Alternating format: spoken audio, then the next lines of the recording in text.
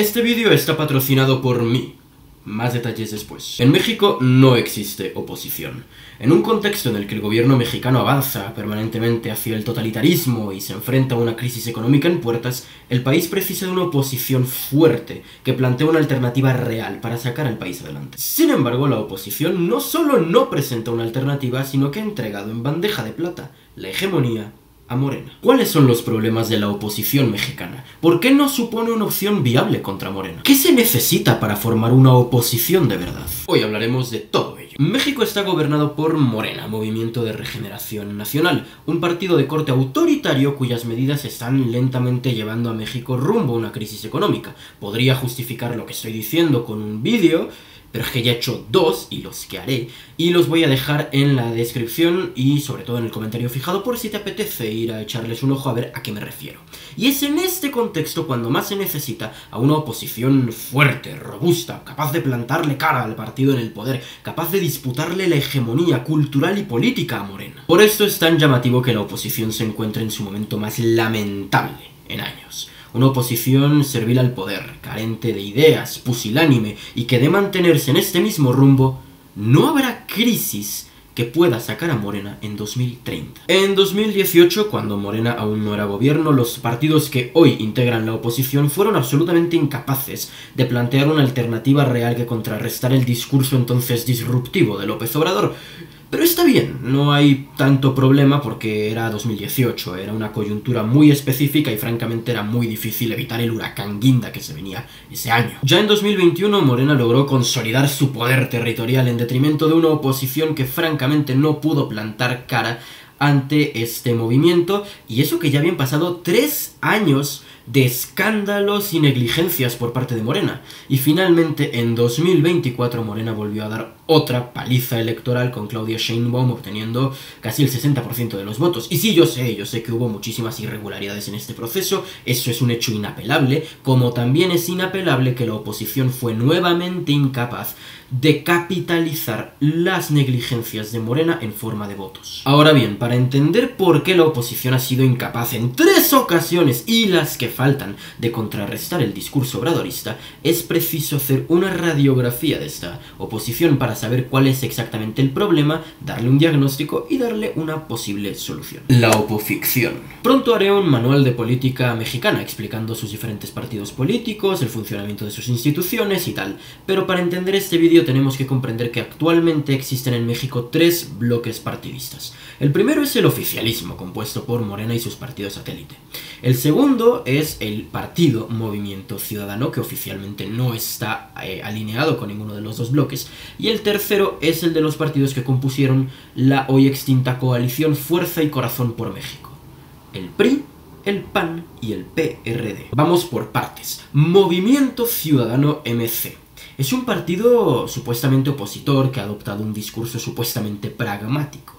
Y si bien es cierto que le ha rechazado algunas medidas importantes a Morena, esto se debe a que hace años que rompió con López Obrador, no realmente a que haya dejado de ser nunca un partido de izquierdas.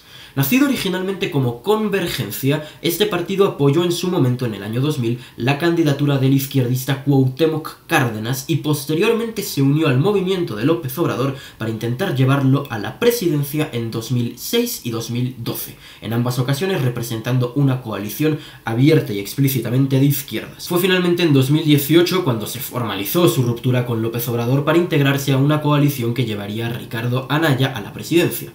Perdió, pero incluso siendo un partido opositor al obradorismo, MC nunca abandonó sus posturas de izquierdas y progresistas. Así lo demostraron en 2024, cuando después de décadas literalmente de vivir a la sombra de su coalición, finalmente llevaron a la presidencia a un candidato propio. Bueno, a las presidenciales, porque no ganaron, por supuesto. Llevaron a un candidato propio, al MCista Jorge Álvarez Maínez, quien durante toda la campaña no paró de recalcar la necesidad de un estado del bienestar, la ampliación de programas sociales, reivindicar el movimiento feminista, el derecho al aborto y la ampliación de todo tipo de competencias por parte del Estado. Si te suena que todas estas iniciativas son un calco de la retórica morenista, esto es porque lo son. Movimiento Ciudadano ha demostrado nuevamente ser una versión naranja fosforito de Morena. Si quieres más evidencia de esto, no te la voy a dar yo. Busca el primer debate electoral de 2024 que no tiene ningún tipo de desperdicio. Pero seamos sinceros, todos sabemos que la verdadera oposición, si es que así se le puede llamar, es la que integran los partidos de la extinta coalición Fuerza y Corazón por México, que originalmente surgió en 2020 como la coalición Va por México, y que está compuesta, por supuesto, o estaba porque ya se disolvió, por los partidos PAN, PRI y PRD. Empecemos por el más insignificante. El Partido de la Revolución Democrática, PRD, es un partido explícitamente de izquierdas perteneciente al Foro de Sao Paulo, a la Internacional Progresista y a la Internacional Socialista, y allá donde ha gobernado lo ha hecho en consecuencia. Para que nos hagamos una idea de la ideología a la que está adscrito este partido, esta fue la agrupación que encumbró a López Obrador, que lo llevó a la primera línea política y que lo patrocinó hasta en 2 ocasiones, 2006 y 2012, para intentar llegar a la presidencia.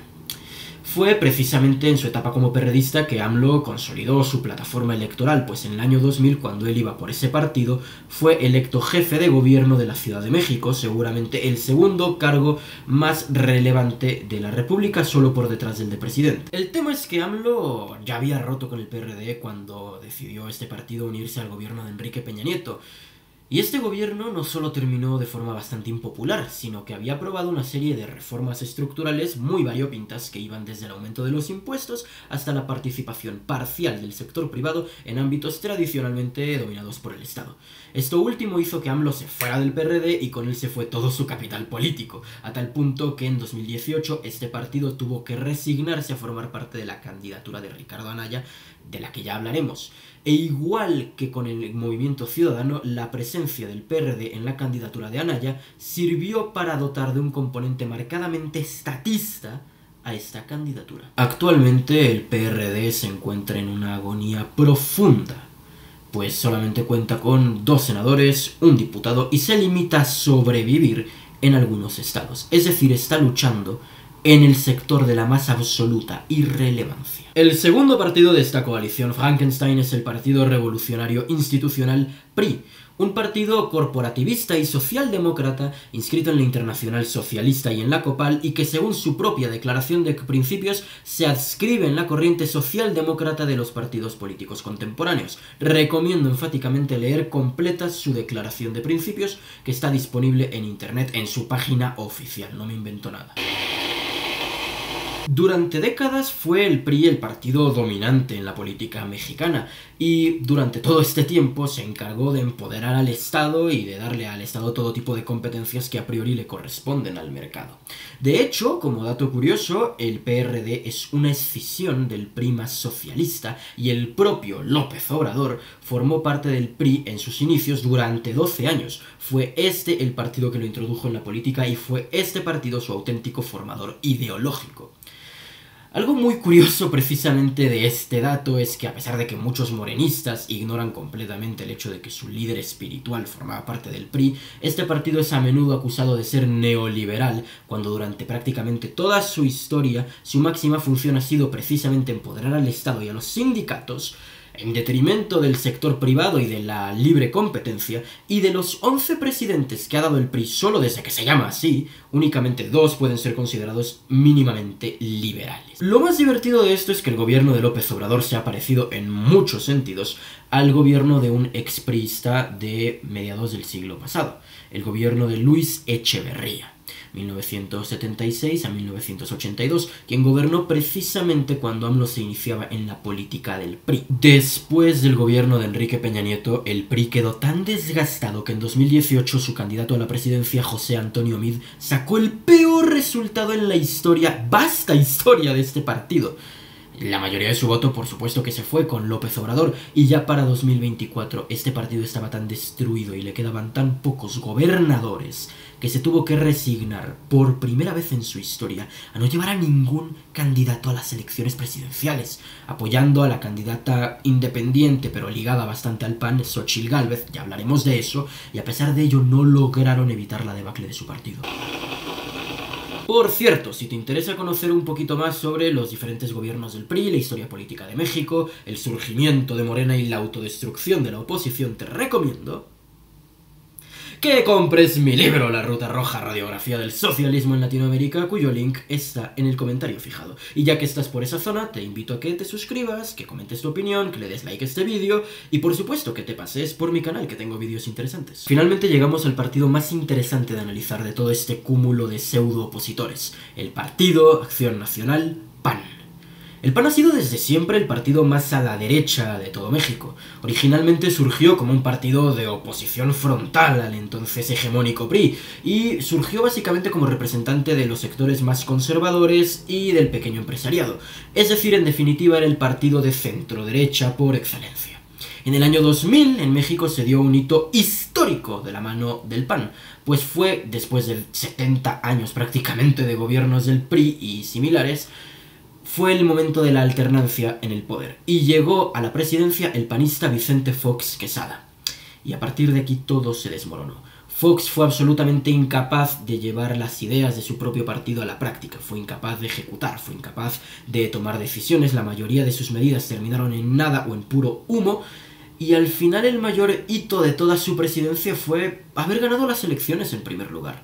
Fue esta tibieza y esta incapacidad de realmente trasladar el ideario de su partido a reformas puntuales que el país precisaba con urgencia, el combustible que facilitó el surgimiento del obradorismo como movimiento político. En 2006, a duras penas, el PAN consiguió revalidar la presidencia de la mano de Felipe Calderón, pero después de otro gobierno mediocre en el que otra vez fueron incapaces de ejecutar y incapaces, por supuesto, de plasmar su propio ideario en una hegemonía política o cultural, y por supuesto, después de una lamentable guerra contra el crimen organizado, en el año 2012 perdieron otra vez las elecciones, quedaron en tercer lugar y nunca más volvieron al poder. Todo esto lo quiero explicar mucho más a fondo en el vídeo que haré sobre la decadencia del PAN, pero lo que tienes que saber por ahora es que después de perder en 2012 y de plegarse al PRI de Peña Nieto, en el 2018 volvieron a intentar llegar al gobierno, esta vez con una coalición que encabezaron ellos de la mano de Ricardo Anaya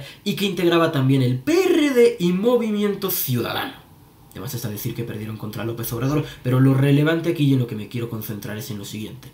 Era obvio que ya con un partido de por sí tímido en sus ideales y en su definición ideológica y política, aliándose con dos partidos antagónicos a este, la coalición iba a terminar por reflejar el ideario político de estos dos partidos, que en este caso era la centroizquierda a la izquierda, y por supuesto este fue el caso de la fallida candidatura de Ricardo Anaya Cortés. La marea rosa. En el año 2024, nuevamente el PAN, el PRI y el PRD se juntaron en una maravillosa y flamante coalición.